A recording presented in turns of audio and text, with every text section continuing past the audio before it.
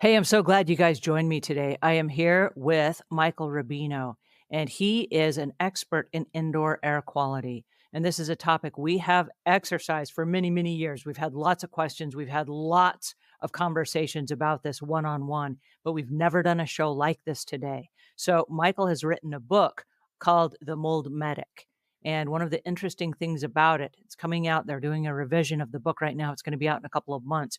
One of the most interesting things is many of us have indoor air quality that we are suffering from. It's causing health problems in our lives, and we don't necessarily know that it's caused from air.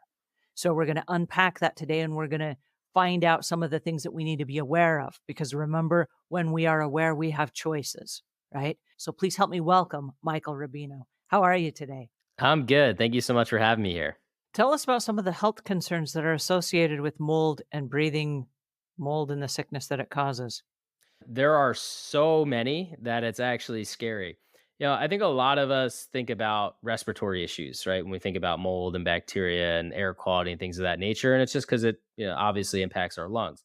But actually, mold and bacteria are so small, they typically bypass our self defense mechanisms like our lungs and they enter the bloodstream. And that's where they can really wreak havoc because certain species of mold, for example, like penicillium, produce what's called mycophenolic acid. If you have never heard of mycophenolic acid, you'll find this interesting. Mycophenolic acid is what is used to make immune suppressant drugs out of, specifically for people who are getting organ transplants or major surgeries where they're worried about the organ being rejected because it's a foreign entity. Well, if you think about it from that perspective, if this is actually used to suppress your immune system on purpose when it's in your home and you're constantly breathing it in, it's suppressing your immune system on accident. And when you have a suppressed immune system, now you become more susceptible to viruses and other bacteria and things of that nature where you can get sick more frequently. You're dealing with chronic fatigue typically. You could be dealing with things like rheumatoid arthritis, skin issues, gut issues, SIBO, eczema. I mean, it really is just such a wide reaching thing. We also have the work that Dr. Dale Bredesen's doing on the inhalational Alzheimer's and early onset of dementia. So now we're getting more into, how it affects our brain and mental health. It is very far wide reaching. To make things even worse, certain species of molds can produce a toxin called mycotoxins, and different toxins can be carcinogenic, create all sorts of systemic issues inside of our bodies, disrupting, pathways. It's more than just an allergy. It's more than just some respiratory things. And we are learning new information, believe me, every single day on the different things that it affects. I'll tell you another interesting thing just from the health standpoint. I've worked with thousands of people. I've seen people from Lyme disease, any autoimmune disease you can think of, POTS. I've seen in pans and pandas with kids. All of these different autoimmune issues, the one thing I've noticed is for some reason, I don't understand why exactly, but every single person with an autoimmune disease seems to be wildly susceptible to mold illness, meaning they will have some sort of symptomatology or reaction to mold that someone else might not normally have. I'm talking even smaller amounts of mold that an otherwise healthy person might feel fine around. There's a lot there to unpack from the clinical side of things, but it's worth mentioning because I think there's still so much we don't know yet. That's why I think don't be the guinea pig, get your air quality in order now so you don't have to worry about these things happening to you. Well, I think, and I'm not just trying to scare you guys, but I want us to be aware because when we are aware, we have choices.